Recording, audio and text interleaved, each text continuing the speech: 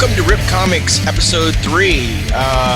Unlike other episodes, I'm going to go ahead and start with my guest. It's not my past self or my future present past self, and we'll get into that a little bit later, but it's actually my brother. Or is he my future self and my past self? I don't know. It just depends on where I'm at. Future past. Yeah. So yeah, it's just that confusing, just like it is in the X-Men world when you don't know all the pieces. But we are here live, and this is my brother wearing his DuckTales shirt, and I'm wearing my Kiss shirt.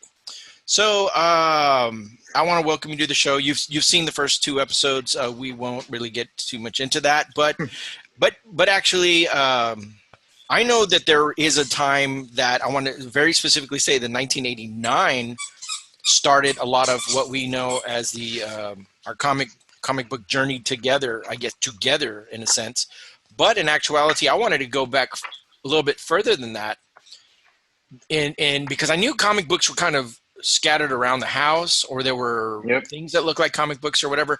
What do you recall as your first, the first comic that you ever ran across, before 1989?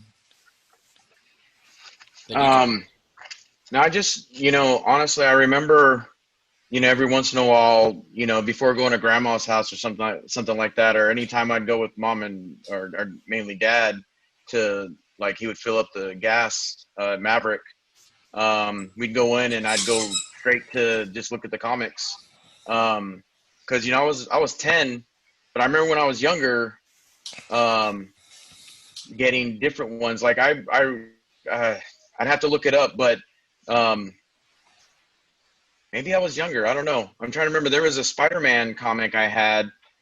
He was in his black costume, and I think he was in front of the Statue of Liberty. Wow. Okay, that could be possibly a Web of Spider-Man. It came up on the Marvel database, Volume 1, number 28. Jim Shooter was the editor-in-chief. The cover artist was Bob Layton. Bob Layton wrote it. Those names will come in handy. There it is. Yeah. Classic cover. It's a classic cover. It's a Layton cover, right? Is that what it said, Bob Layton? Yeah, and I mean, I'll tell you that I remember getting that one from Maverick. Wow,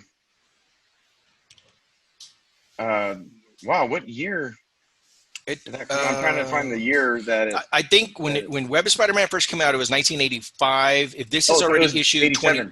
Yeah, because I was going to say by the time it was 28, you already got 2 years and a half already under their belt. So yeah, 1987. So I was 8. So I was 8 years old. Or oh yeah, there it is. Sorry. That I was 8 years old. I remember getting that one, and it just like, I know you kind of mentioned it before, but I loved my comics. I read them over and over again. I would that's what I would do. And personally, I only had I had just a few comics. I didn't always have like a large amount, because it just seemed like but I would get what I liked. Quickly looking at, did you ever notice this cover like real closely? Okay, he's got his backhand. Look at the way he's shooting the webs. But where are the webs? How's he? Is he just flying? It looks like he is shooting webs or whatever. I don't understand what's happening in the backhand. Notice that? It looks kind of weird. Yeah. Well, it's Bob Layton. I don't know. Well, yeah, and it was it was around the time that they were fixing it. So yeah, it was. Yeah, he was going through a change, the character Spider-Man. One thing also, it is a July issue, so like obviously it could have been a tie-in to 4th of July or whatever. Usually the books didn't really necessarily come out in July. That's kind of the street date that you would usually see on the book itself. Usually you would see them pop up maybe a month or 2 before, but then they would have those dates, and It was around that time, because I remember when we were younger, we would try to go by those dates, and it was like, forget about it. You were getting books at like it's in the middle of summer, but you're already getting in August or September, and you're like, wait a minute, what's going on? I missed issues. It was really hard. We didn't go to comic book shops when we were growing up. Mm-mm. I didn't even know they existed. No, it was Maverick. It was Maverick. The convenience store or grocery store. Yeah, I'm sorry. Yeah, Yeah. the gas station. And like I said, usually we would stop um, on Wildcat, the Maverick Market there, or the one on was it Galahar, Yeah. going to our grandparents' house. For And like point I of said, reference of people that are not familiar, we're talking about Corpus Christi, Texas, and Portland, Texas, here in South Texas. yeah, Maverick Market was a Maverick Market, Kmart, 7-Eleven were some of the convenience stores, and then you had mom and pop convenience stores that would sometimes stock these comic books. And then we have our chain. I guess grocery stores at the time were like HEB, Kroger's, Feudo's, Albertson, hmm and occasionally we would go in there and they would have maybe the same thing, the comic book rack, or they would be stacked in with other color books and like or the at the three grocery. packs. Yeah, the infamous 3-pack where Yeah, you get a good. Sometimes you get a great deal with three comics and stuff like that. and that again, when the Batman stuff started happening with us, we had gotten there were some Batman ones, and again the three that came out in there. Um, there was one where this girl is like cowering in fear, and you see someone with a knife, but in the reflection of the knife, Batman's coming to save her. And again, those three comics, because again, for them to buy me a comic, it was kind of, I was the youngest, so it just seemed that, oh, well, your brothers have them, so um, Right. that's why they were. When I did get one, I would read them over and over again. Um, because it was always the worry that I was going to mess up the comics if I was reading your guys's. But that Batman one, there was another one that I read over and over again. And so there was, like I said, so there were a few comics that we would get. And again, because we grew up, we were very big into superheroes. The DC, I mean, we had an uncle who wanted me to call him Batman. I mean, he would tell me he was Batman. And I was the youngest I was the youngest child, um like in our cousins, um Cohort. yeah. And so I guess he would do it for everybody, but for me, he just like he would buy me he bought me a Batmobile back in I think it was 87 or so. It was like the superpowers. I still have it.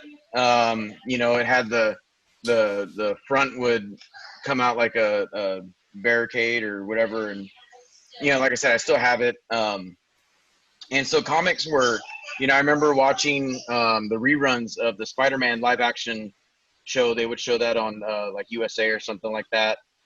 Um, the Adam West, the Batman.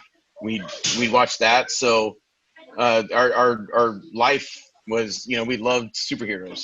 Yeah. Well, let me ask you Um, this real quick. Going back to Nicholas Hammond Spider-Man from the 70s, were you watching actual episodes or were you watching a collected version of those episodes put in movie form? Because I remember TBS and certain channels would show a collected like 2 or 3 episode like arc, and they would be like compiled into a movie. Or were we actually watching actual episodes of that? Or you don't? if we watched that movie one, that was early on, but they did end up, because I remember it was around the time that, I mean, Parker Lewis and stuff was on USA. I mean, they showed it before, because on Thanksgiving, I remember there was a year where on Thanksgiving they showed, because usually back in the day on Thanksgiving, since people were off, they would show marathons. And I remember one Thanksgiving they showed the marathon of all the Spider-Man episodes, and I tried to record them all. Um, and it one of the corniest things even back then, but it didn't matter. It was a live action Spider-Man. It was a suit. It was it was the real it was a real thing. And I think that's why, I used to like wrestling, because you had people like the Ultimate Warrior and Hulk Hogan. I mean, these were superheroes on weekly. Um, and so our life, our culture just growing up had to do a lot about superheroes. Right. So Um, other than okay, so you've talked about books that you remember having. Do you remember anything that maybe me or our other brother Richard had that you vividly remember in comic book world, seeing a certain issue or whatever, and wondering about that or whatever the case may be? well, Because I know you mentioned the Batman one of one, the uh, but you had that Batman one, the one with the what reflection, or do you just yes, because recall that one? no, Yeah. because it was a 3-pack. So our Okay. mom Okay. our mom actually was got us one, because we actually, I don't know, it was weird. She ended up buying, it was like I don't know, there was a special at Kmart or somewhere. Wins. I think it was Wins Yeah, because I remember for some reason I remember that, and I think I might still have that one because I I remember do. I had a fascination with Batman, and I always gravitated towards Batman stuff a lot. I actually, again, I have some comics in a tote out in the garage. I don't collect like I used to.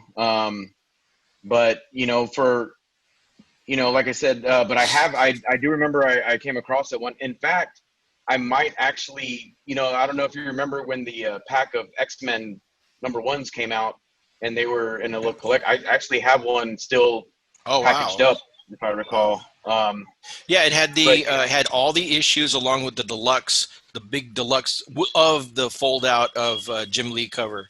yeah, Which you know what, having a collected version of that, is it's probably you. I got a sneak peek for the watchers and listeners out there. I got a sneak peek at some of the. He's going to show us a couple of books in a little bit, and he's actually got some very interesting pieces that in the collector market they would they're kind of sought after, and I was it was happy to see those. These are raw. They're well, I guess they're well read. I mean, you know what I mean. oh yeah. There's a big nostalgia with the books that he has.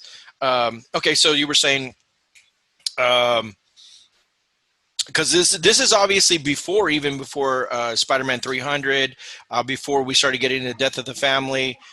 Um, I do remember, I've always been, we would always gravitate towards the comic rack. I mean, even Hmm. though, I just think it was just ingrained. I don't want to say that we were, yeah, we're comic book collectors. I just think that it was just something that we loved and that we were part of. Well, And I think, and again, that's why, like I said, at that point, we were fans of superheroes. We didn't we kind of knew who was on what side. Like, oh, there's Detective Comics, and then there's the Spider-Man ones.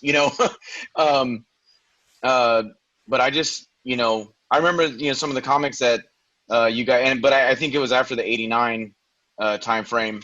But the Who's Who um, comics, and our brother Richard had a good amount of those.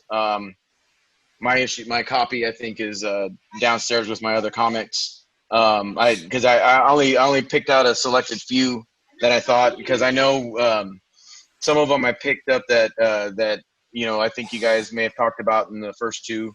And others are just ones I like. But no, it was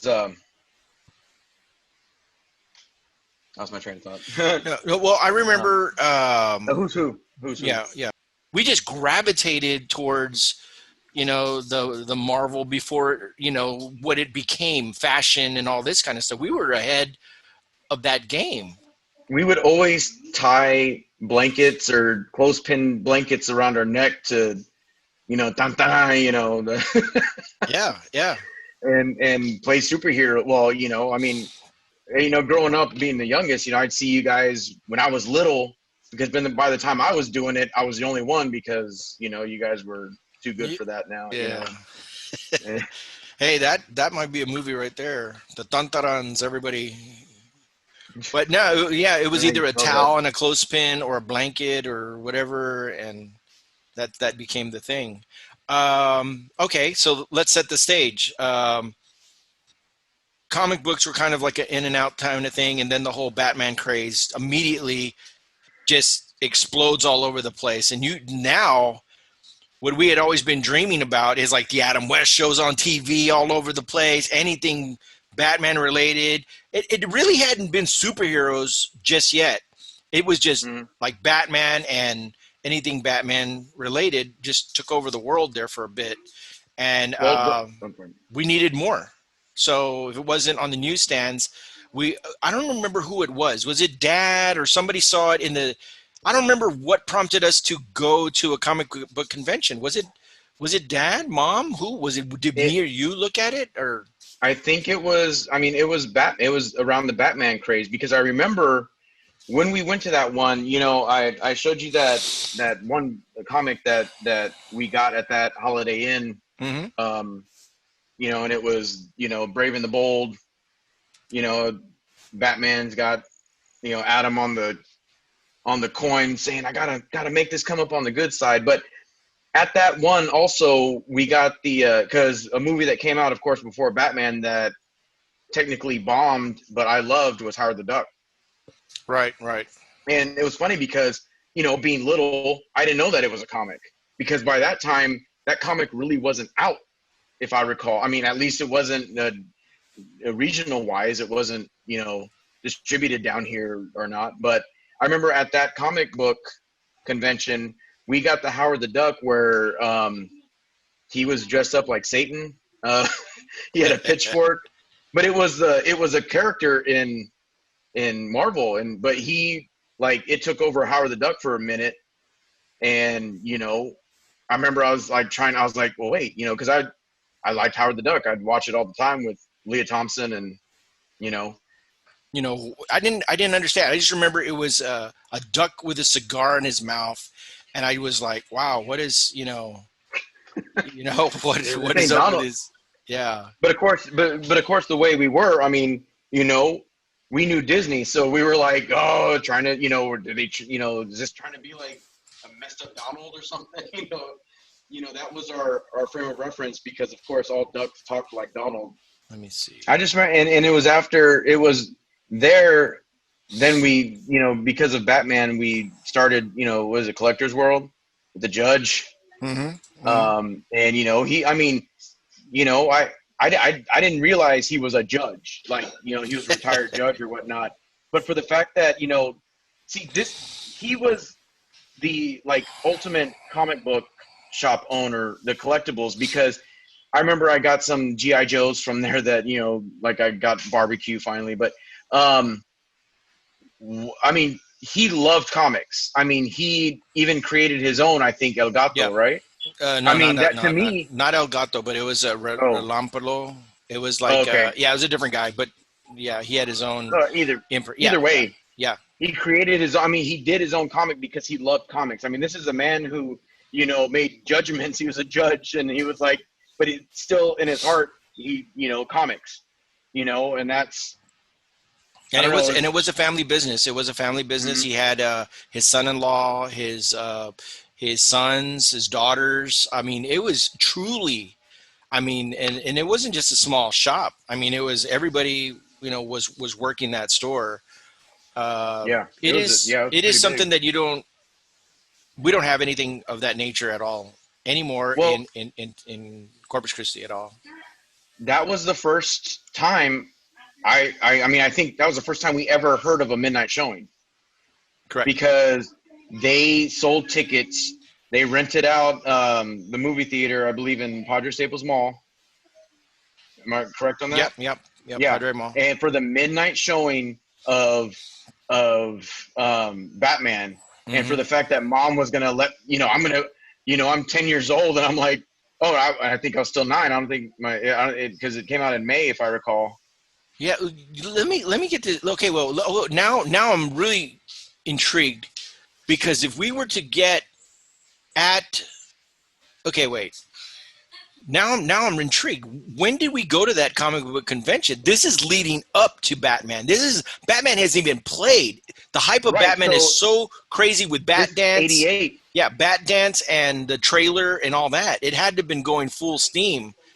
That I anything would say it Batman was was. coming our way, that we were looking, I guess, seeking out everything we could because we had Death in the Family trade paperbacks coming out at that time. I'm pretty sure if I Yeah. looked up, that would give us a clear sign. I was trying to remember anything else that was maybe a new comic at the time. Well, it wasn't new, but I remember, and you just find reading, like you said during that craze, because Taco Bell, things like that. But I remember when that was like the force feeding of Batman to us.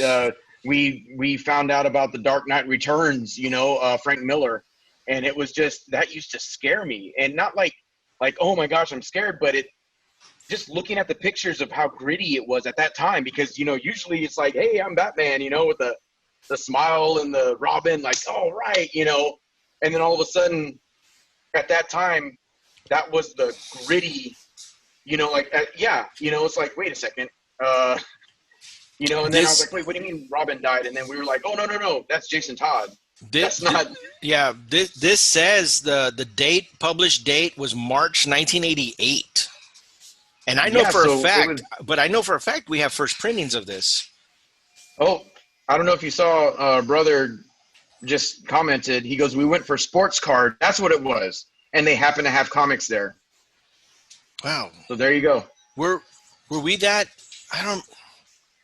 Maybe maybe Well, he. don't Well, forget, Rich was always into the. It was into the that. and right, and I had 88 Donruss cards. I still have some. So yeah, we were collecting cards at that time because I have baseball 88 Donruss, and because I remember it was the yellow, I mean the red cards with the little splatter across them, and so yeah, because we were. Baseball. Those baseball. Is that what that was? Yeah, Or okay. yeah, the I don't. Donruss taught, and that was, and I, so yeah, with him saying that, but at the same time there was that hype of, oh my gosh, they're actually going to make a movie about it, of Batman. And at that time there was no internet. There was, maybe we saw the Hollywood Minute on headline news, and Well, I think at the movies the trailer might have popped out.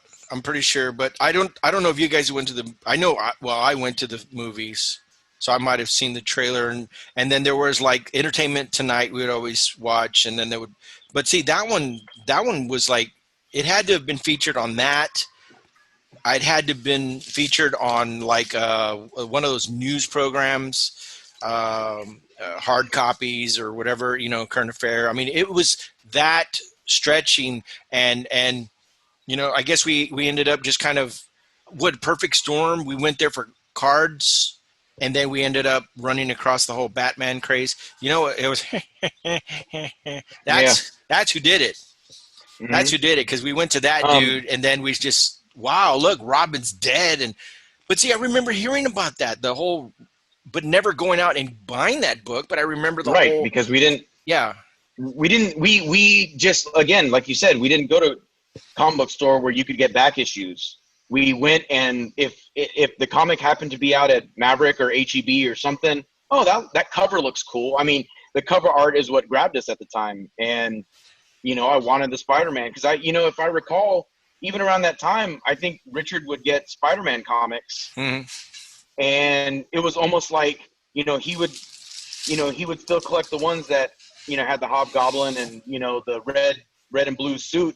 And I remember it almost felt like the black suit was like, I would get those, because at the same time you guys were kind of like, yeah, well, that's not the real Spider-Man well, because he's not wearing red and blue. but he did have that Web of Spider-Man #1. So, Well, yeah. oh, wait a minute, is he talking about the Spider-Man crossover? Okay, I think I know what he's talking about. He's talking about when it was the Where's Spider-Man, and there was just his costume was there laying on the bricks.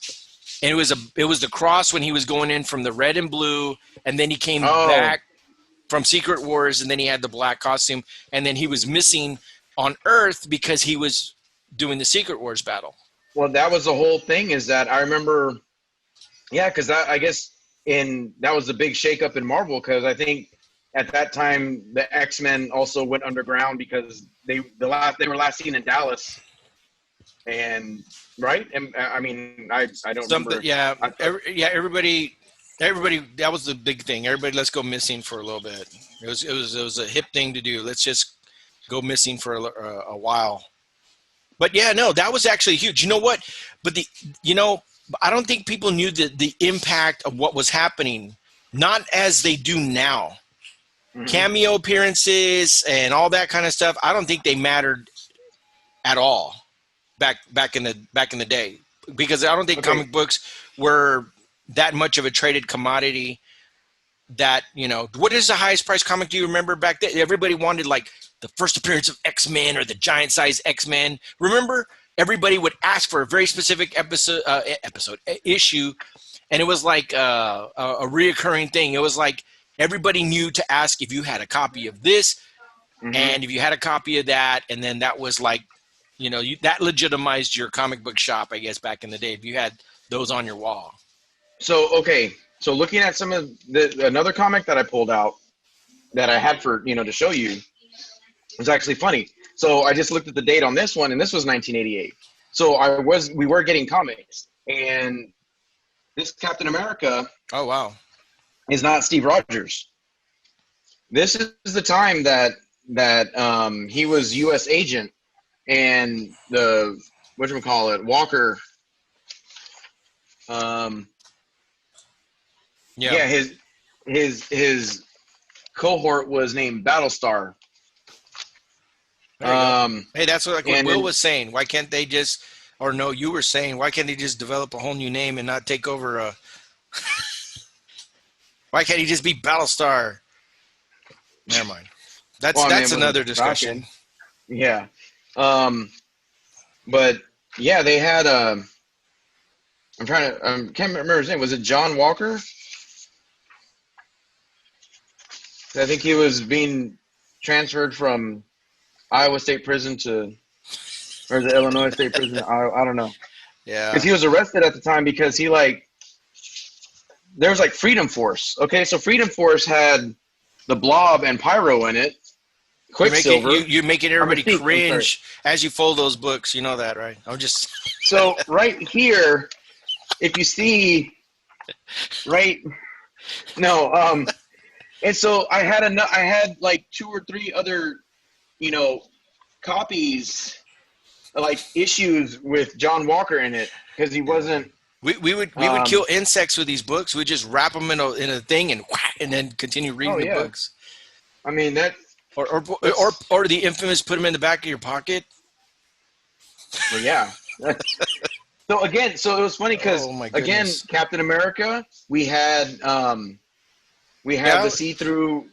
Daredevil. I had some Daredevil issues. No, I'm talking about like movie wise. We had the motorcycle helmet, see through shield.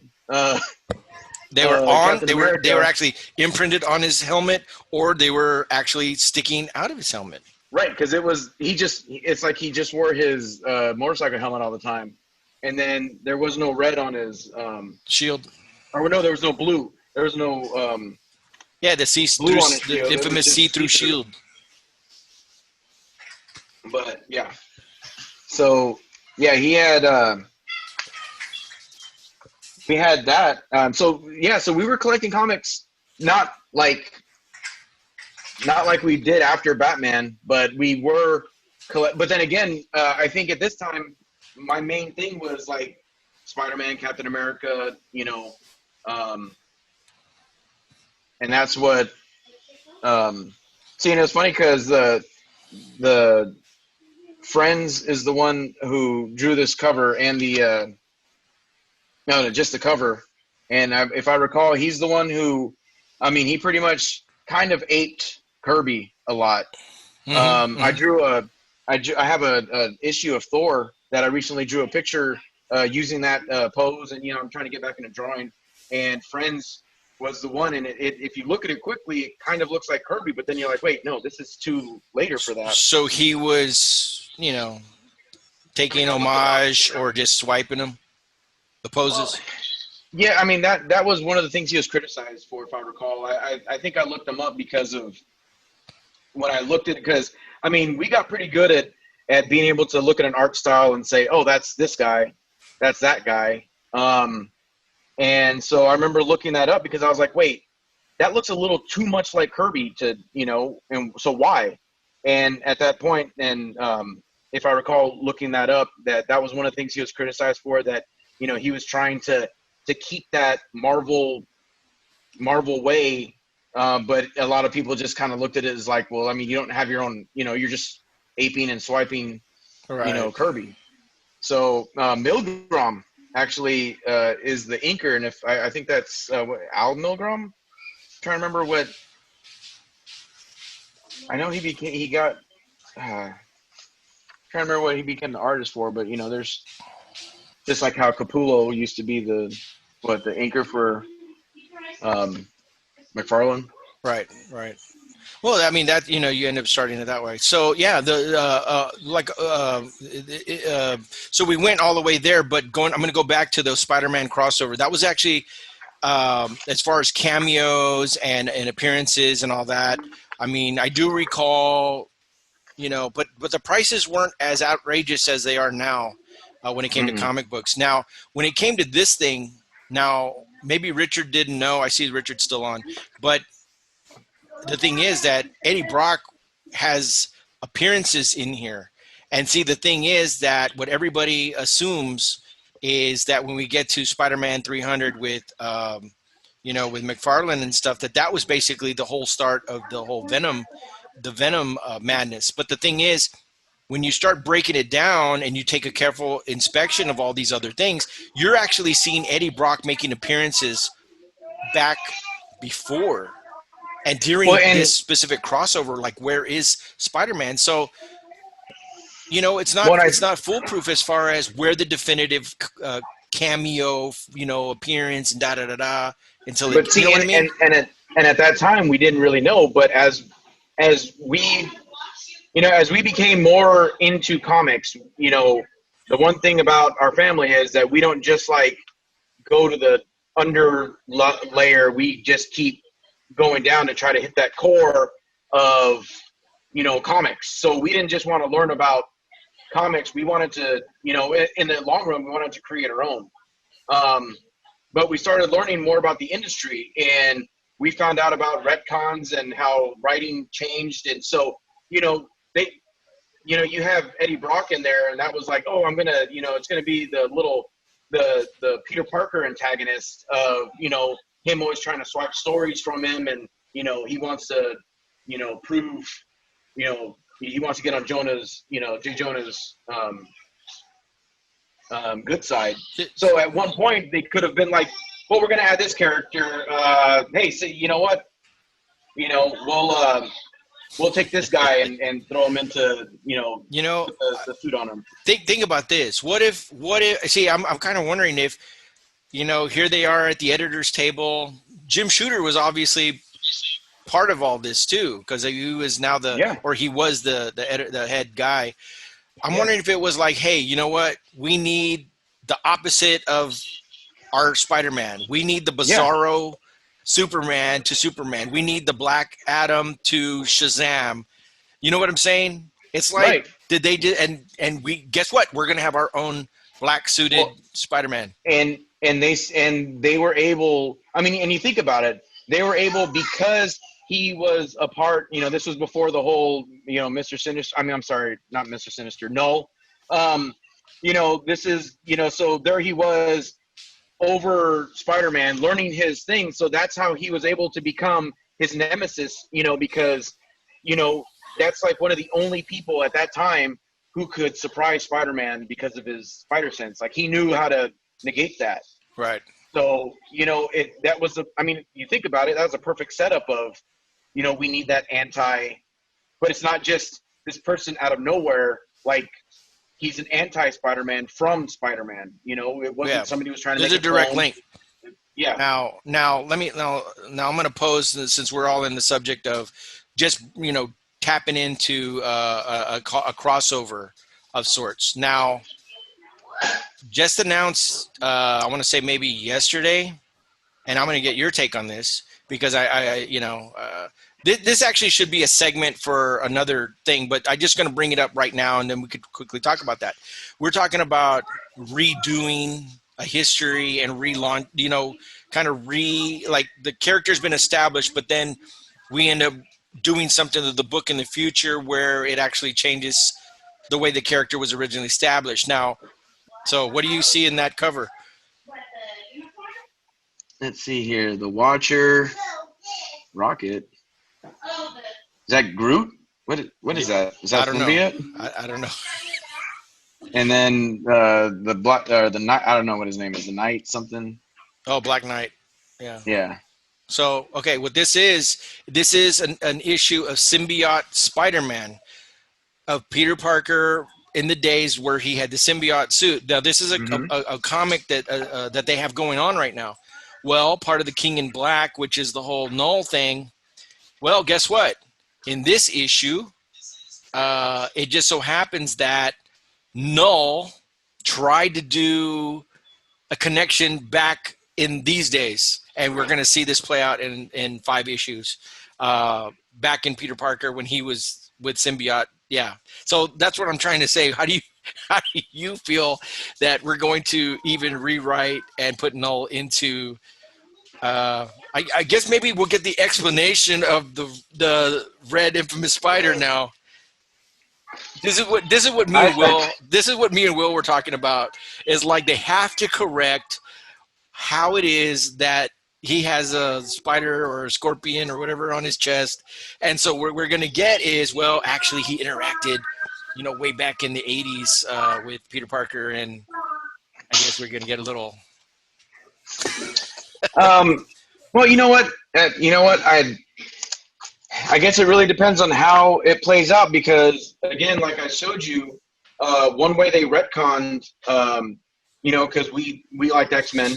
Yeah. We became X-Men fans, and we you know Nathan Dayspring, Cable. Oh my gosh, wait, what do you mean that that was the baby that Scott and you know so one way they retconned it was um nice little segue on that.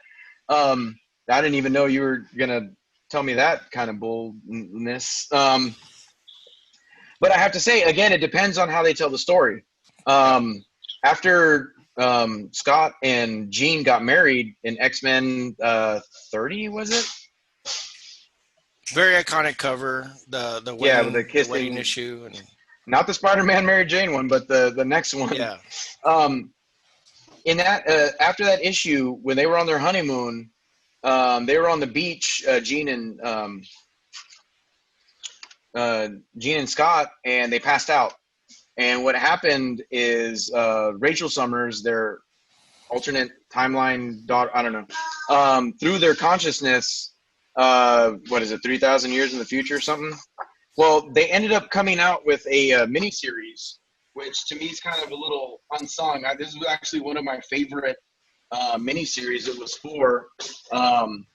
And right there, their minds were thrown into the closest bodies that they could be in, and they actually Red and Slim were their names in the future, because they were just hosts, but they ended up raising Nathan Dayspring. So they actually, and this explains how I think it was the Sins of the Father that they also explained that Cable wasn't the clone, as they tried saying that Strife was, the twin that, or he was the original, but Apocalypse, wanted the perfect, so they took the techno-organic virus. But anyway, to me, this was a big retcon to say that, well, no, Scott and Red did make Cable the man he is today because they raised him. And so again, to me, that was a retcon, but it was pretty interesting how they did that. And like I said, it actually became one of my favorite ones to read over because it shows, Apocalypse. Hey, look, it's Null. But they showed how Apocalypse was pretty much, trying to get Strife to, or either that or they didn't let him know that. But he was trying to move his body over to a powerful mutant, but it was the clone instead of. Right. Um, and the thing is that when we were in those comic book days, as they were rolling out those particular storylines, that actually encouraged us. The fact that we knew that these back issues were available, we started going into the comic bins. And this was the amazing thing about Collector's World at that time. You could literally get down there, get in a box, and you could find runs from the 70s and early 80s. You could literally go Yeah, through there and go, oh, right, here's issue whatever. And maybe there were certain key issues that weren't there, but you would because those are the find, like, judge's favorite. yeah, you would just go through there and you could find you can backtrack those X Factor books and those New Mutants and all those other books if you were wanting to get into that kind of stuff, and you were able to track down those missing books in that run, or to finish off the story. Valiant. That was that became. I think I mentioned before. To me, it was the intelligent choice. As people who chose Image. If you For wanted to actually read story and content, you right, would read yeah. Valiant right there. What Harbinger. what ended up happening with these guys were they were editors and creators also with but these guys did their move before Image did their move, and they established their Valiant line. And they actually, you know what? If you think about it, they actually had a interesting arsenal of creatives as well. There were Hmm. very intellectual type guys. You had your Barry Windsor Smiths, you had your Bob Laytons, you had Jim Shooter. Give me some other names if you recall. I just know that Um, to me those were like the well, ones that always stood out. well, and again, you have like this. Um, to us, I think this is one of the definitive crossovers that you could get in a comic universe. They showed they changed a lot of their comics and introduced comics in this crossover. There you have a Frank Miller cover of Yep. Eternal Warrior, one of my favorite comics. But they introduced new comics. If you see right here, this guy Hmm. Rye, he, I believe it was in, I mean that it was weird. The this his comic was, he was only alive for what, not even a full year. Yeah, just a handful of issues, 4 issues, 5 issues, or something like that. And And yeah, then that later was he became, well, it turns out that his prequel, his Blood of Heroes was Bloodshot. And in Rye number 0, which I didn't bring it out. It's the first appearance of Bloodshot. And that way, that's why Bloodshot number 1's a whopping like $5 or something like that, maybe. Um, but at no that time, Bloodshot one. Actually, you know what? There's been a resurgence because, believe it or not, I think the film, even though how bad the film is, um, I mean, yeah, you know what? It didn't have a good. It was unfortunate the pandemic started, and the Bloodshot film was being released pretty much at that same time, and it really didn't have a chance because everything started closing down.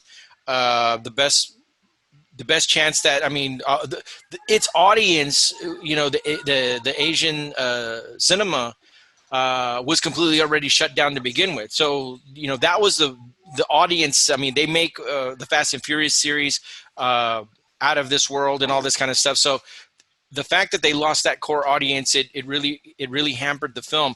But it didn't really slow down the trajectory of what Valiant has relaunched themselves, and they've relaunched themselves in maybe at 3 different times. And the fact that they're still around, that tells you something. The values of Ryan Zero, which is the first appearance of Bloodshot, and then you have Ninjak's first appearance, which was it Eternal Warrior, Eternal or Warriors? no, oh yeah, no, it was Was it Bloodshot. Bloodshot 6 or Eternal Warrior 6 or something like that?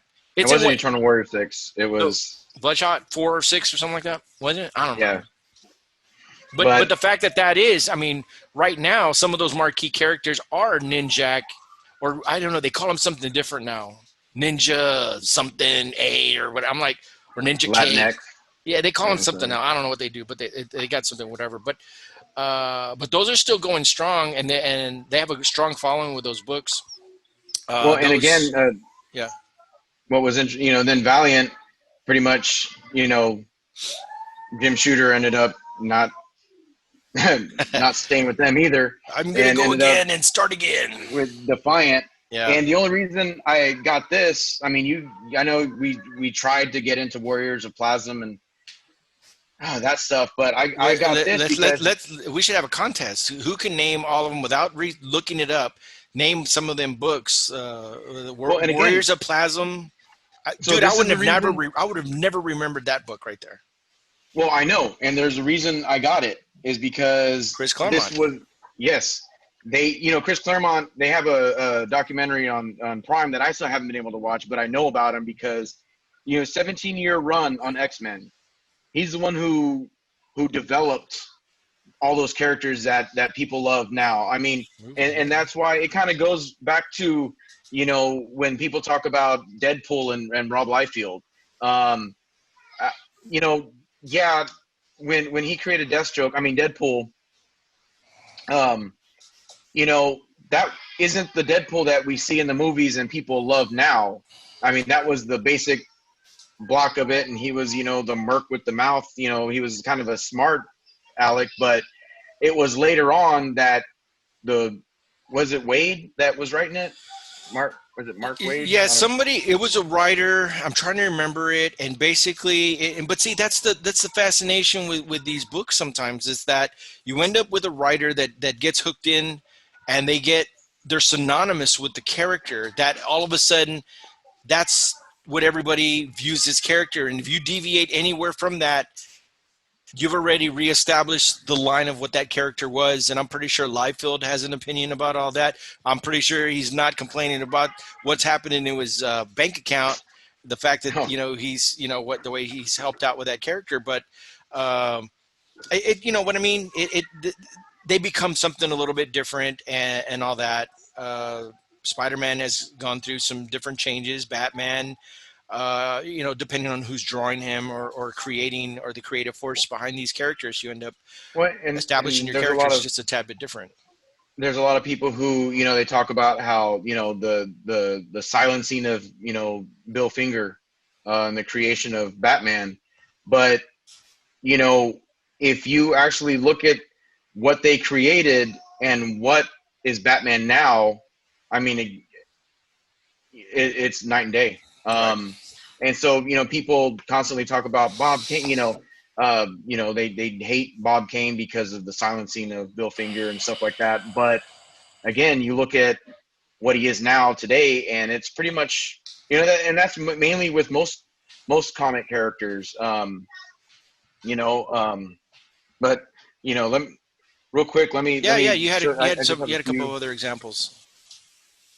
See that The one right there. famous what ifs. The what if book was another book that we gravitated towards because we were actually the ones would always love talking about, well, what if this and what if that, and the fact that Fan fiction. that series of book was available let us get a glimpse of that. And sometimes we weren't really happy with the outcomes of these particular what ifs, and we would actually ponder the further adventures of what if. But I'm hoping that because I know Disney Plus had I think they were talking about a what if series or what if something or whatever, and I haven't really seen anything Yeah, transpire from that. But it was gonna be I like a cartoon or something. A shift yeah, in the Uncanny X-Men at the time, because at this time Professor X wasn't around anymore, and he they took he had took their off. own. He took off, right? That's Right. And again, this was around the time that again they thought that they were the people in on Earth thought that the X-Men were dead. The mansion was destroyed. They were slowly, New Mutants were carrying on the helm here on Earth or whatever, and they were still having adventures. X-Men, just people thought they were dead. Well, they got a call out to the Shire Empire. I don't know how it's Shi'ar, Shire. Emkron crystal type stuff.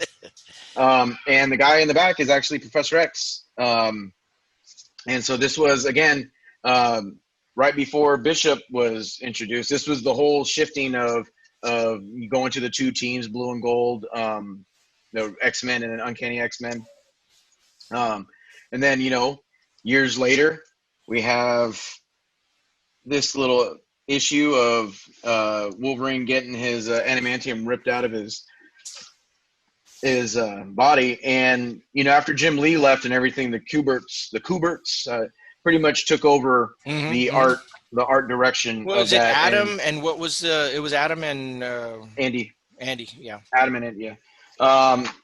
And here's a one of the, again, aside from Unity, one of the biggest crossovers I think that really enthralled us was Executioner Song. You know, 30th anniversary They yeah, of these were all Spider-Man. packed. These were all packed with plastic, and they had a card in there, and Mhm. we eagerly waited for whatever issues that were coming out. Was it like because how many issues there were? It was like one issue a week would come out. Is Yeah, that what because was happening? it All went the to, titles. yeah, X Factor, X Force, all this other stuff, and Everything X-Men, everything was there. It was back where they had the ultimate crossovers. I mean, this is where like Nick, when you go back even farther than that, that's where like Jim Shooter and all them created Secret Wars and all these other kind of things where you crossed over, over all your different comic lines, and then you had, these were like amazing because, Extinction Agenda was one of those series that kind of I remember crossing, some of the X-Men comics, but at this time we have multiple X-Men comics happening, and so you're seeing this massive crossover, and you got, Cable and everything. All your heavy hitters are massively put into this. It was page turning type of stuff. Many times we'd be debating these amongst ourselves with friends and even in comic shops. That was the subject of everybody. What do you think's going to happen? Who's this guy and this and whatever and all that. I mean, it was just lots of talk. uh, you're We talking got about the Predator. okay, Yeah, yeah, yeah. See, and there you go. Now you got two independent companies joining forces, and you got Dark Horse, and then you got Magnus. If anything, that would be something of a classic. I'm coming to think of it. Did Exo Manowar ever cross over into that realm? no, well, the Ring did. If you Okay, recall, okay, this was a yeah, 2-issue one, and the trophy was the Ring. right. And he just was like, I don't care about trophies, and threw the Ring. Right. And later, like, so this turned out to be, it wasn't like a one-off. This turned out to be canon, which Right. again, you didn't see that a lot with two, Two entities, yeah. right, two different companies. But the story in it wasn't like a watcher, like, oh, we reversed it, don't worry. No, they threw the Exo Ring, and later in the comic, someone found it, and in the future was, had the Exo armor. Right. But that was, again, Barry Windsor, his classic. I don't know. It's just you look at Barry Windsor Smith drawing, and you can Yep. tell. Um, Yeah, Barry and of Windsor had course, that imprint on there for quite a bit of books. You had Archer and Armstrong. You had the Eternal Warrior stuff. Uh, you know, uh, and Shadow. then Was it? No, I was gonna say Shadow Man for some reason, but no, I don't. Maybe Master Dark. Maybe that's guy. No, I think Bob Layton did. I Bob think Bob Layton. Layton did. Well, Shadow I think Man. he did Shadow Man, Right, but right, right. the Eternal Warrior, he did some issues with them in it. Yeah, yeah. Um, with, but one person I just have to say that I only like his artwork with Daredevil and maybe Spider-Man, but I never liked his work in X-Men. This is John Romita Jr. Mm-hmm. His blocky style, I just, for some reason, to me it didn't mesh well with X-Men. There's Superman. Oh, I've seen some of that art, and I like it's like I said with Spider-Man and Daredevil. to me, I was like, to me, it like fit, but it wasn't, I didn't like, and of course, to move on to, again, something that was talked about, which I thought was like the design. I think it was Leonardi that did. Yep, he did. Yeah, I could always tell Leonardi because of the way he does his feet and his legs. Like it's like regular, and then what, you know? And that was the Leonardi way. And you know, everybody has their view of Spider-Man. Like I didn't like McFarlane's Spider-Man. Oh no, I didn't like.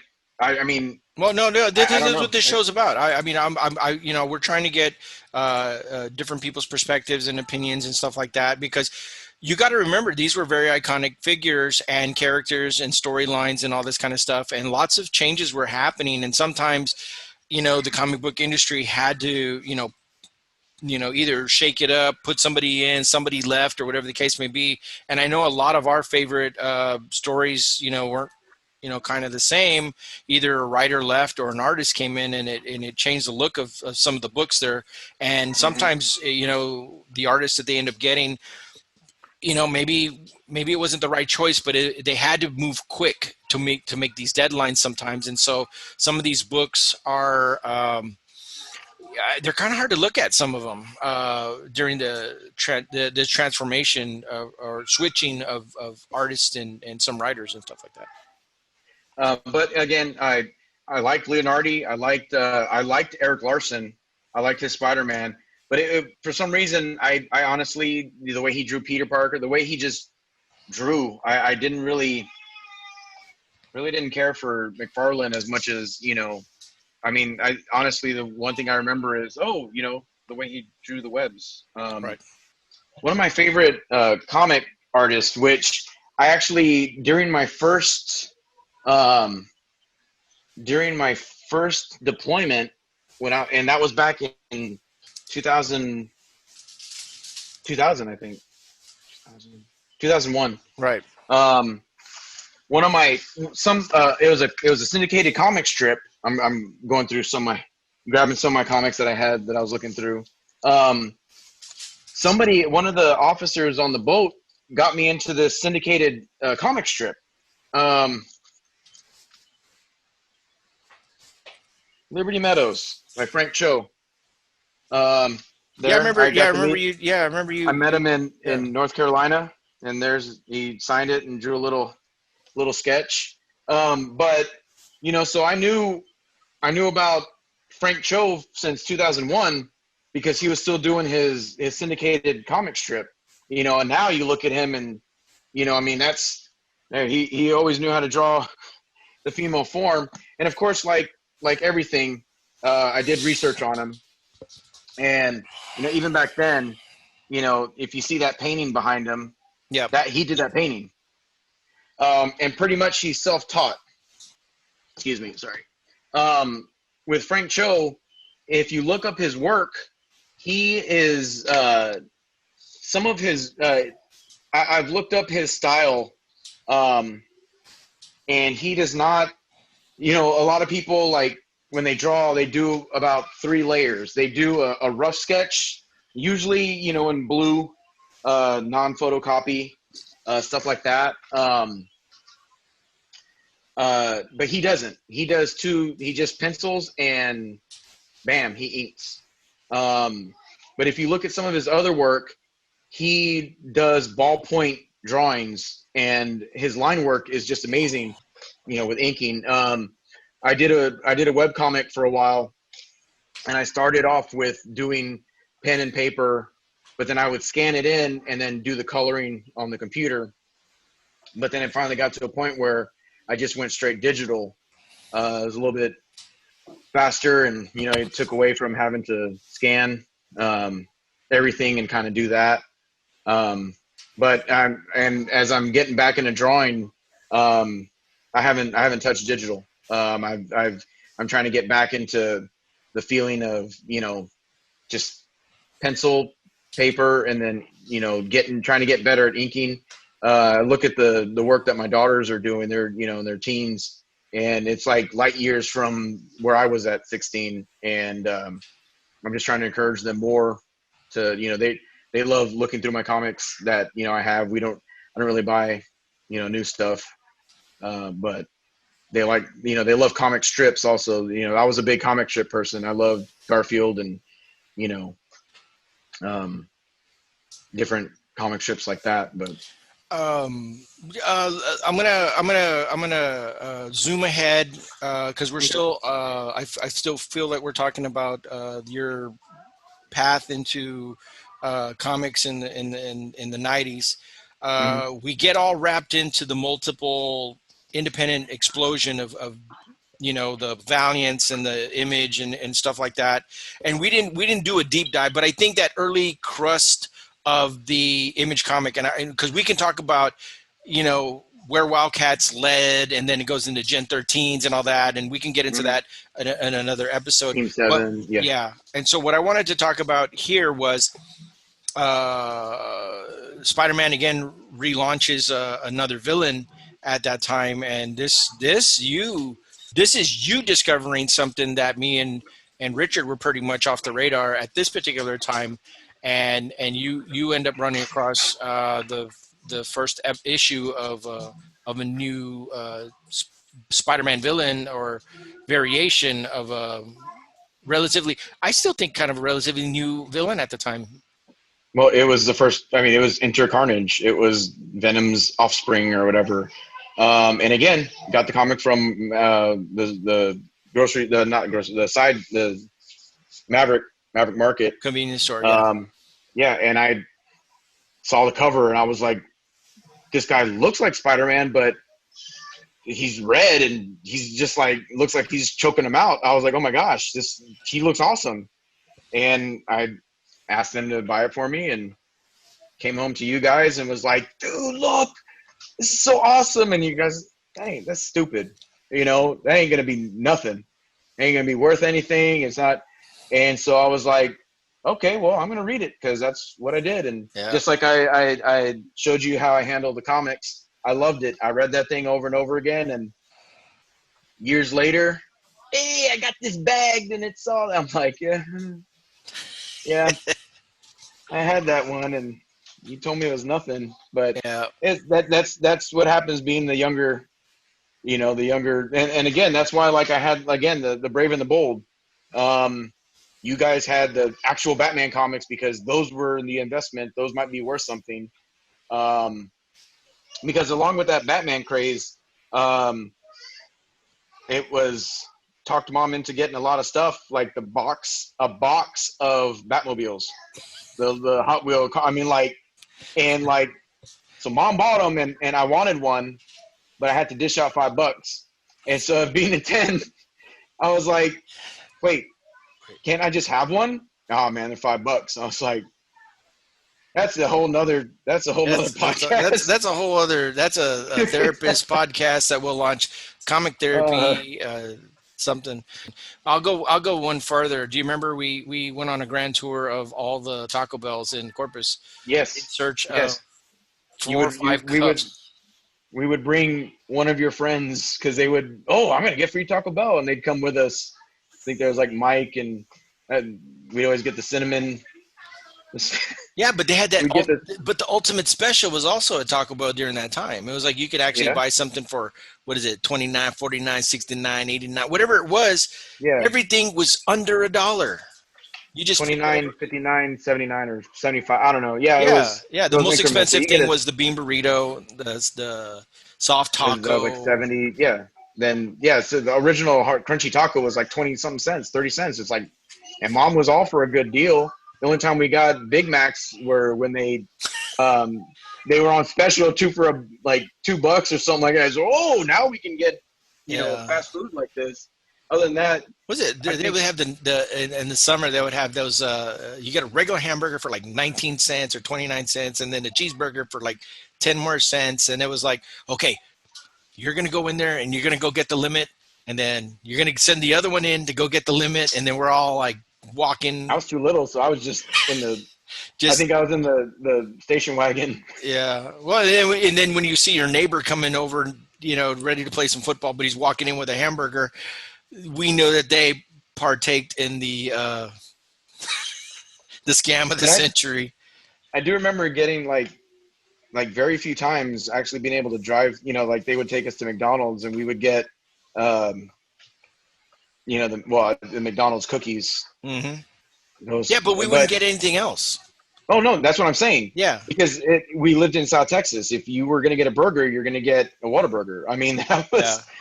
that was Yeah, the see, white bag yeah, with the there's little. a lot of yeah, because I mean, some people, my kids when they're like, oh, you guys went to McDonald's. I'm like, no, we didn't go to McDonald's. We didn't. Again, it was when Yeah. they were on special, and that was the only time. No, it's kind of weird how how everything ends up evolving. The whole comic book world came crashing down.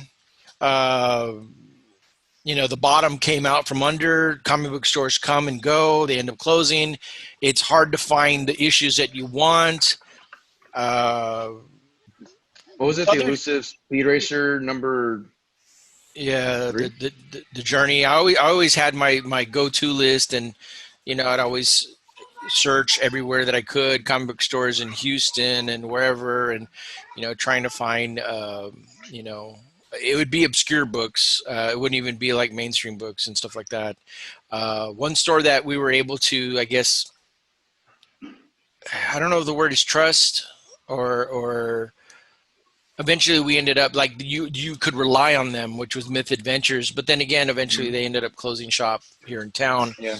But they're still actually located down in the valley. So it's great to see that the tradition still lives on with that family, because that family was another multi generational family that of comic book dealers and stuff like that. So you're in South Texas and you're looking for a good place to buy collectibles, games, gaming stuff, and Yeah. comic books and statues and all that kind of stuff. Take a look at Myth Adventures down in the valley. I remember when we would go there, it was like it wasn't like any other comic book store that you would see because all the other comic book stores just seemed like, oh well, we rented this place out and it's just some tables with pull boxes.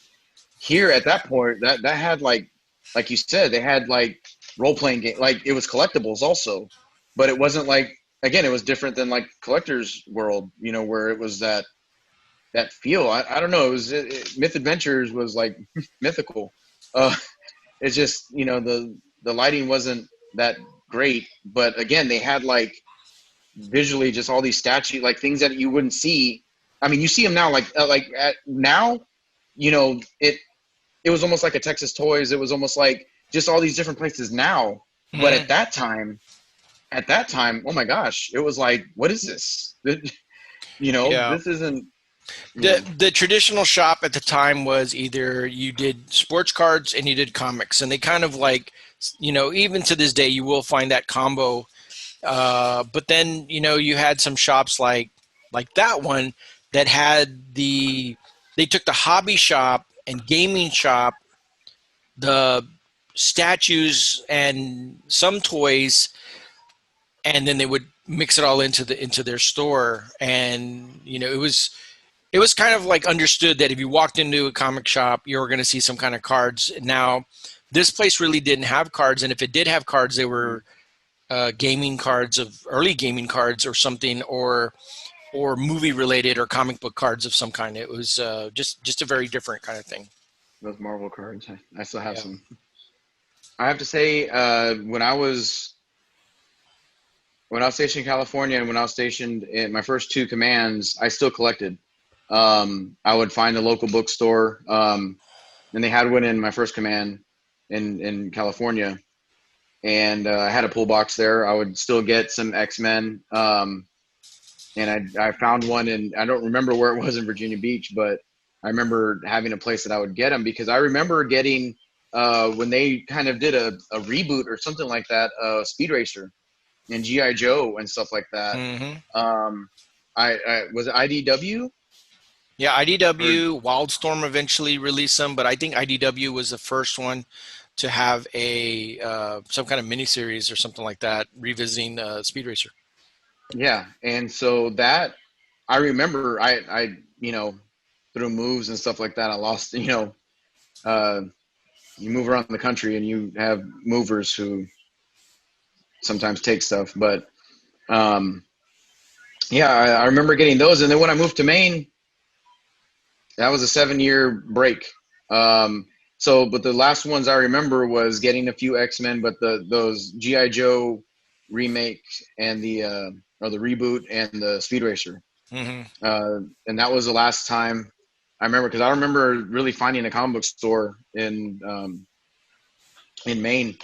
Um, and when I went down to Florida, found the comic book store again, and I was trying to find something, because I remember I was getting my wife, trying to get her into comics, and so I remember I'd gotten some Witchblade for her, but I think it was Christina Z, but that was Hmm. like I, I ended up getting her into it the last couple issues that she was on it, so it changed.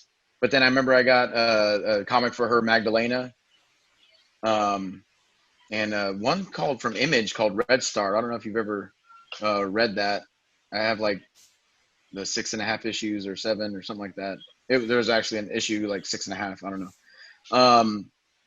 But then we kind of stopped again in Maine, and then in Florida, I was talking to the comic book guy, and so this was 2009, and I remember throughout my journeys, I remember hearing about the comic of Walking Dead, Hmm. and so talking to this guy, he was only open up on like Wednesdays and Thursdays because he like lived somewhere else and had another store. But in the small town that I was in, he'd come in. So I was asking him, hey, I want to, you know, have me and my wife get into, something, what do you have to, what's out there? And it was funny. He had told us, this was before the show came out, but he had told us, um, that The Walking Dead surprisingly was read a lot by females. Like he was like, usually it just surprised him, but the way he explained it to us was that The Walking Dead was a story about people with zombies in the background. That wasn't what it was about, and that intrigued us. And so I bought the first trade paperback, and I was like, okay, so we'll read it. And I told my wife, if you like it, then we can continue on. um then it became like pretty much every payday she was like, oh, did you go get my book?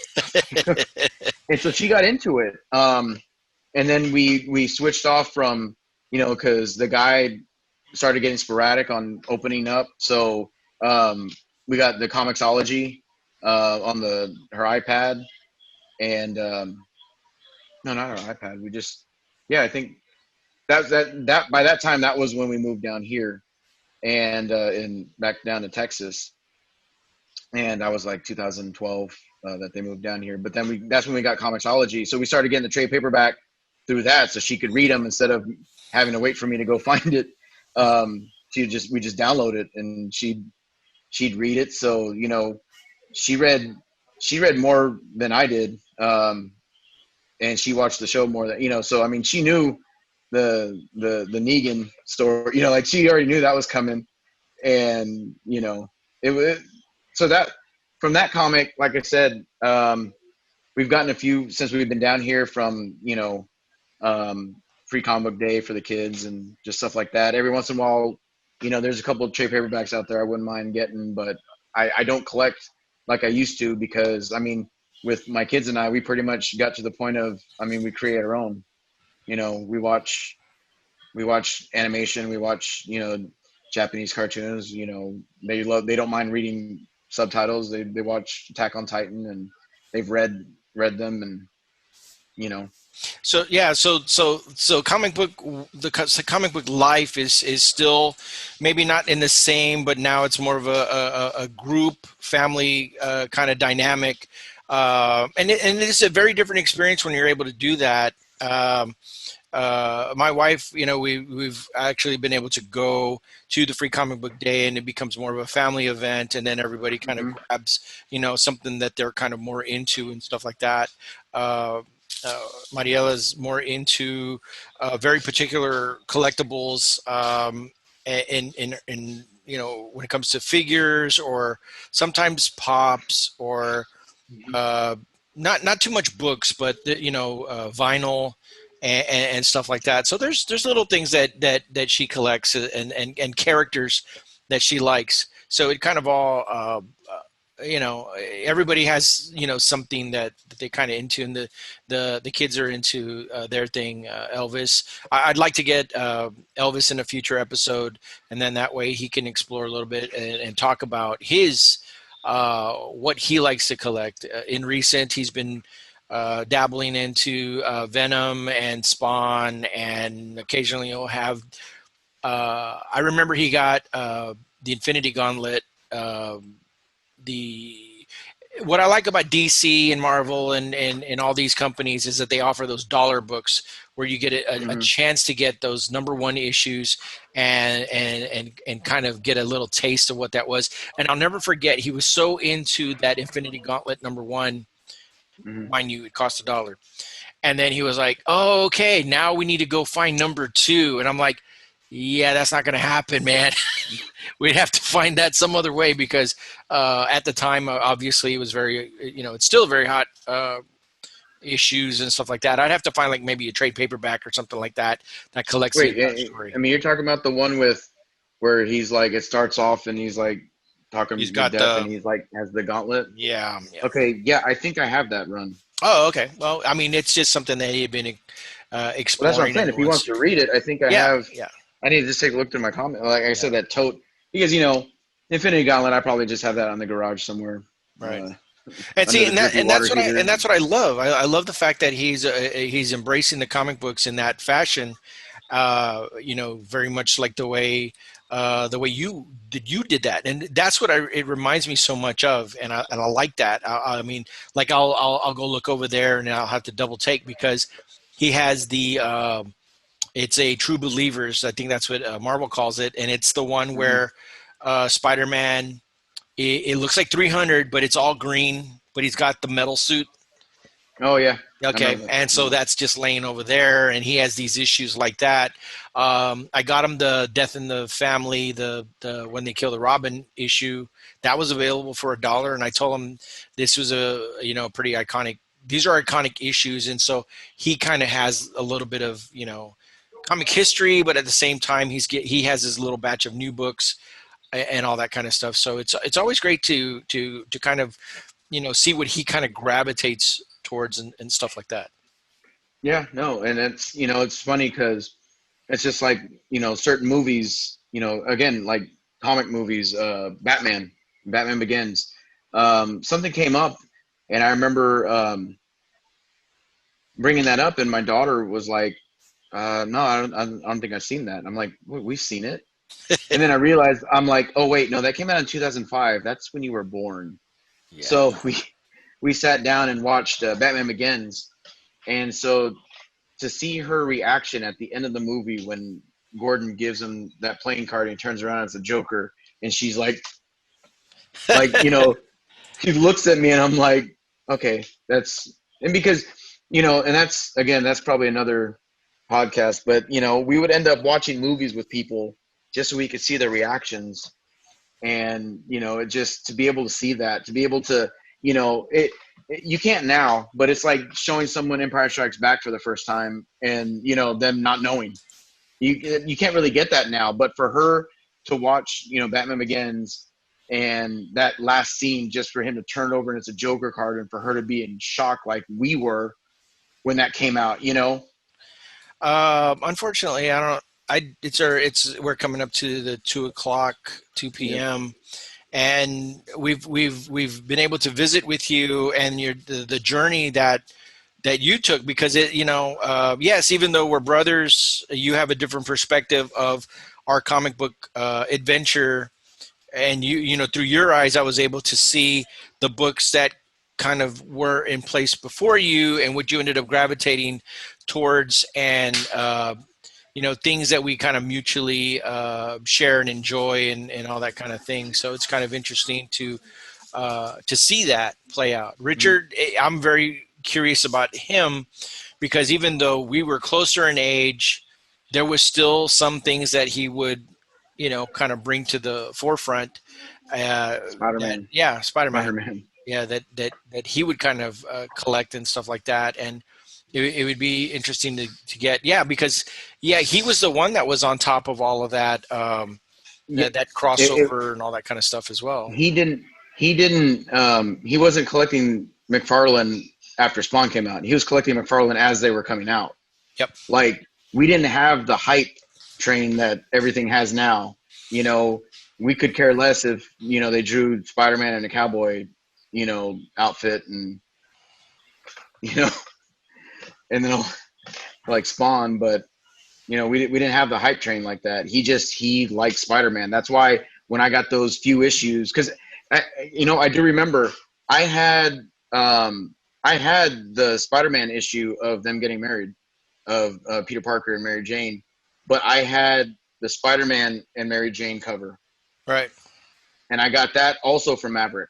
Yeah, because I was gonna say, yeah, that's the UPC code version. The one that was non UCP code had the him in a suit as Peter Parker Mm-hmm. and Mary Jane. So I don't want to get into variants and stuff like that Yeah. in this issue because or this episode of the show because that could go on and on and on, and I would like to save that for another thing because it's the early days of variants, and we were able to see quite a bit of the that explosion on the industry. But I it's funny how the industry really wasn't ready for that kind of variant action, even though the waters were tested with Marvel.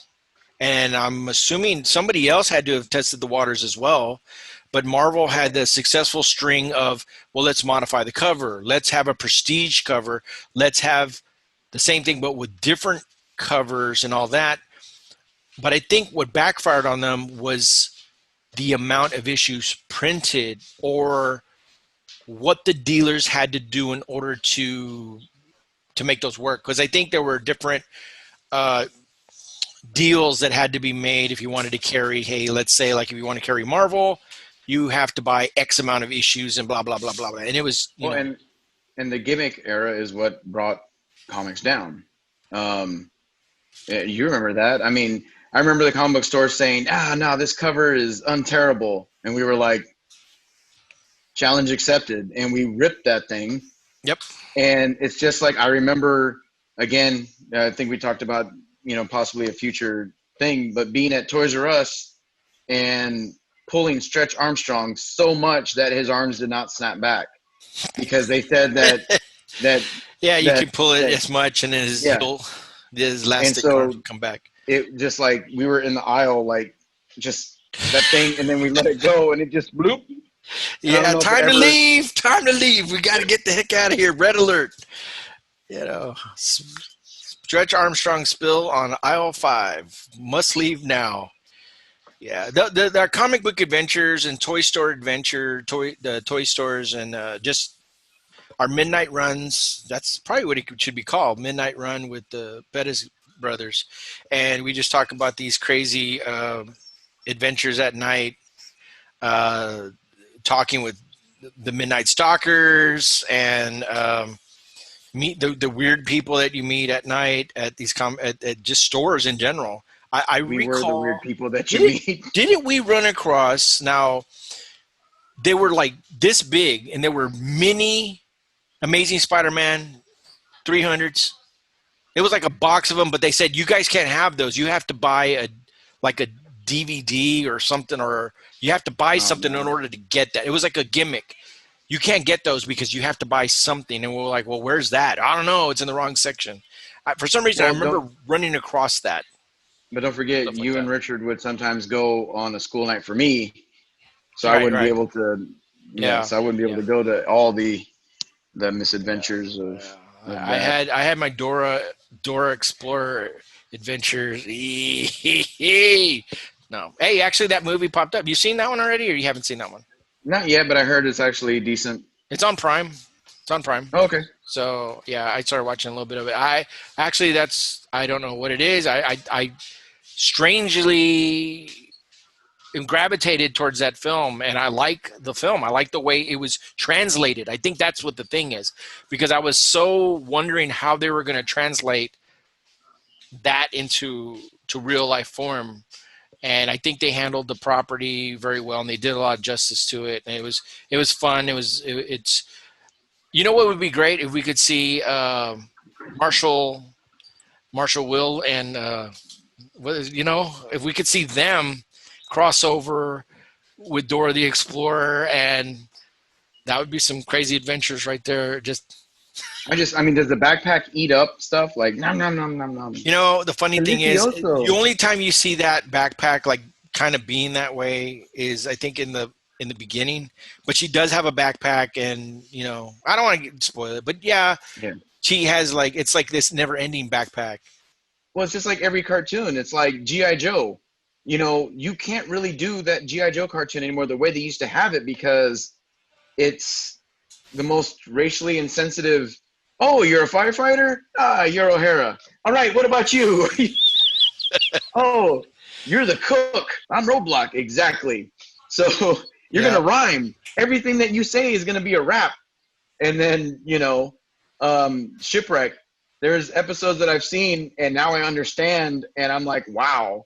They're in Hollywood, and he's like, hey, when's Liberty or when's court calls? Like, oh.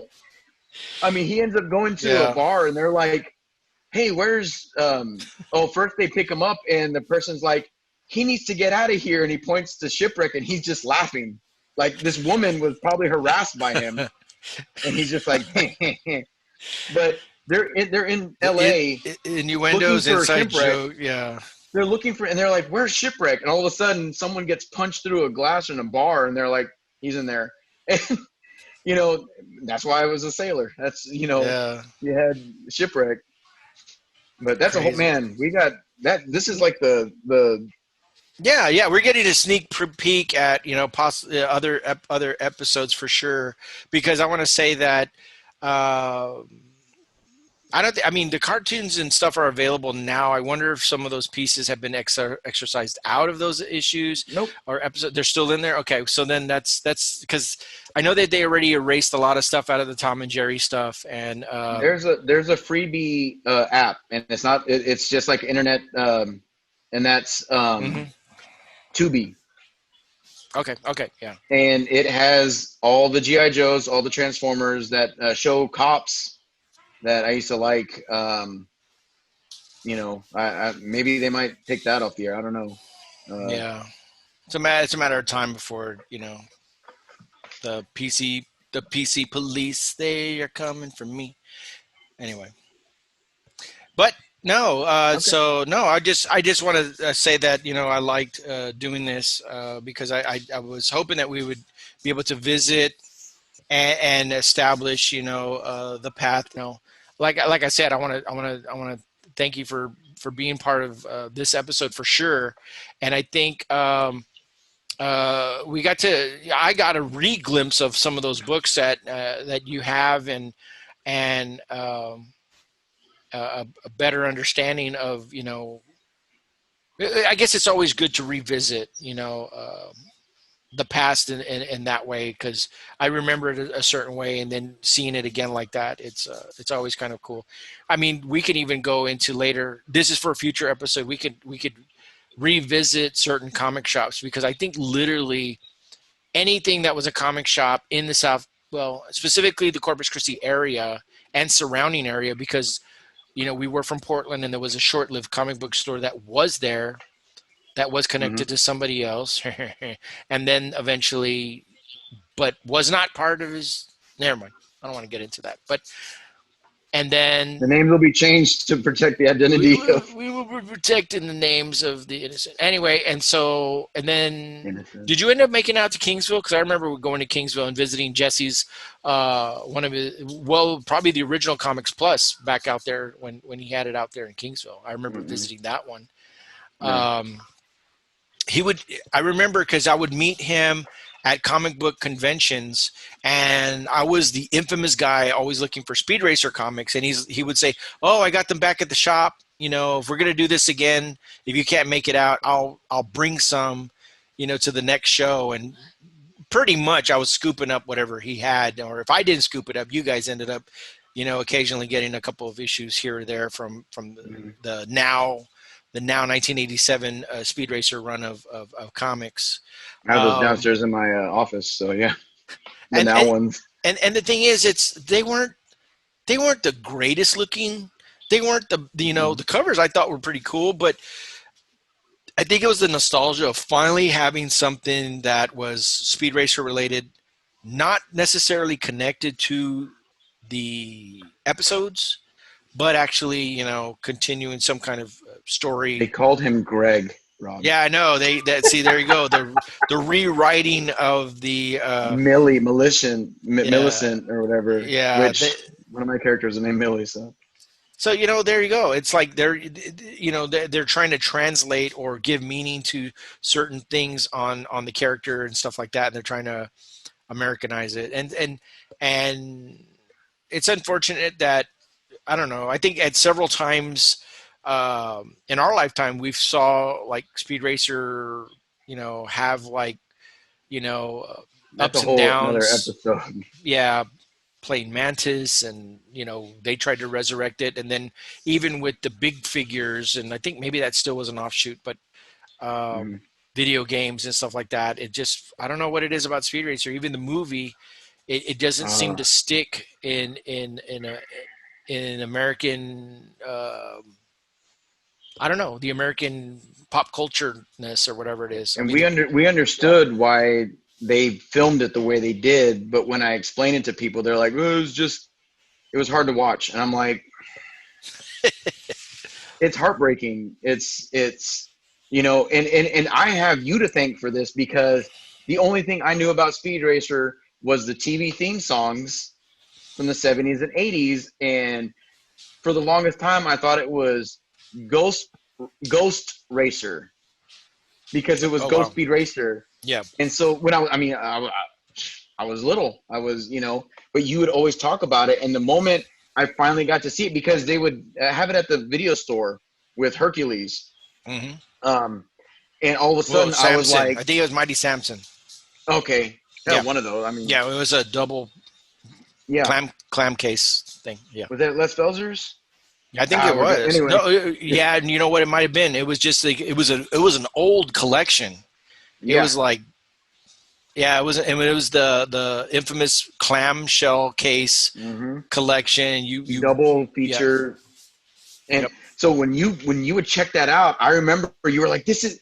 I remember you like being excited to show us. Well, me because I'd never seen it, but hmm you were excited to see it again because again, this was before the internet, where if I wanted to, I can just either find a streaming thing or just you couldn't buy. There were videotapes weren't priced to own. Leviathan. Um, Abyss, Abyss. oh, was it the Abyss? Yeah, the Either Abyss. Yeah, way, that's an inside that's a joke. whole But other episode. The destruction of. Never mind. and the recreation though, the fixing. But no, they weren't priced to own. So when The you checked it out crafting. and when you brought it home, and I Well, it watched was. it for the I first remember time, it was Farmore. I remember well, Farmore had those infamous VHS tapes, and I bought some of those episodes. And but see, even then, there were like just a couple of handful of episodes, and I was like freaking out that oh my gosh, they actually the have these. mammoth. Yeah, they have these. Yeah, and it was that picture where he's like kind of jumping or whatever, and I Yeah, was like kind of shocked that they even had actual VHS copies of just certain episodes and stuff like that. So. Um, and then MTV just shocked the world by like, oh, here you go, here's Speed midnight would Racer. be at 11 at midnight, and they would show them like Yeah. right after the young ones or something like that, and it's like, oh my gosh. And so it's funny because a lot of my friends, people would remember MTV showing it, but I remember the videos, and I was like, and I was a Speed Racer fan from the moment I saw it because it's a awesome car. I mean, just everything about it. And it was, at that time again, we weren't picky like some people are now, where they, some kids watch, the, I mean, that was part of the charm, but it was, and again, later we look into it, we find out the translation and how they, it was exactly 1 year ago that speed, I mean, just everything. I don't know. You remember when and sometimes the comic books they'll release 2 issues a month. Maybe we do a special like a 3.5 version. You have a 3 and then a 3.5 and then a 4 and a 4.5. What we end up doing is we watch the The episodes. Great Race. See, I don't know if they're in sequence though, because I heard Oh, that because what I heard was that the the episodes for the American and the Japanese ones that they were edited because the even the back then in death. the 60s they actually had deaths and Yeah. yeah that yeah But I they try to remember keep it as real it as felt, possible. but to me the greatest thing, I think it was the Great Race where they were like all the bombs were in the cars, and then they decided to park them all around the event. And the guy was like, "Wait, did you hear something? No, that's probably the one through the mountains." And I think that's the episode where he's all Rex or Racer X. Are you really my brother Rex Racer? And then all of a sudden, boom! He just punches him in the stomach. Oh, Sorry, Speed. And he just walks off, and it's like, dang, that's I really think he's my brother. I don't care what you say. Man, uh, you gotta love Peter Fernandez, dude. He oh tried to yeah. make do with what he had, man. And that's why to me, in the movie, when there he is being the race announcer, I was like, I heard that voice, and I'm like, oh my gosh, Yeah, that was, there it dude. I is. can't. I remember I revisited that movie. It was part of the what is it called, the summer school or whatever at the draft house, and I bought tickets. I was really hoping that my family was going to go. Unfortunately, I had all the tickets. There were, it was like you either pay $1, $3, whatever. You picked the amount you wanted, and I had a whole row of tickets. And I ended up it was just me, Zoe, and her friend at the time. And you were the only three in there. Well, no, there were some others in the back, but I'm over there watching, and if I just cannot get through the beginning of that movie without just getting emotional, and then I'm hearing Zoe in the side going, "Yeah, it's my dad. He's crying during this Speed Racer movie." I'm like, ah, I'm gonna feel like Paul Rubens. Oh, yeah, yeah. I was like that. It even added more salt to the wound and stuff like that. But I just love the way they handled the beginning. The Wachowskis really, captured what it was about Speed Racer in that intro. And I love what they did with it. I mean, I just think it just came out at the wrong time. Um, the I biggest mean, movie that was gobbling up the box office at the time, and if you did not meet that mark, you just weren't going to survive. You could have a good opening, but you were not going to beat Iron Man. I took Christian on his birthday to that because I bought. I don't know if it was a complete series at the time, but I had the DVD. I still have the DVDs. And when I showed it to him, dude, I don't know if they're still good because he watched them like every night and he like liked it. So when we went to the movies, he was at least excited to see it too because he knew the cartoon. Yep. And but yeah, you know what? Like you said, just seeing it and like I said again, knowing they filmed everything in focus to make it like the cartoon. And when Pops did his wrestling move, it's like, oh my gosh, just like Yeah. all these nods to a lot of the episodes that we watched, and the desert race. It's like, oh my gosh, Yep. on what's his name? Snake, the oil. Snake Oiler. Yeah, The last 30 minutes is going to be for a future. So you guys got a yeah. big sneak preview. It's almost like the Saturday morning cartoon TV preview where Cavalcade. this is what you can look forward to, us exploring some of this stuff, and hopefully we'll be able to coordinate with my brother Rich and bring him in onto this because uh, it was a lot of, most of the time it was the three of us, and we worked together to do all this, encouraging of this to some extent, um, creating comic book universe, talking stories, and you know, all these kind of adventures and stuff like that. It's just pretty cool. And we need to do an episode of Akira. So just thought I'd Yep, throw that in there. yep. That had a big impact on us too there, and um, that kind of blew our minds in a way of the way animation could be experienced, even if it was on the small screen in VHS format. Um, it still was pretty impactful. That we'd never seen anything of that nature, and that all came out around the same time. It all came out around the same time that our comic book thing, it kind of exploded and all that kind of stuff. Well, I wanted, like I said, I want to thank you again for coming on.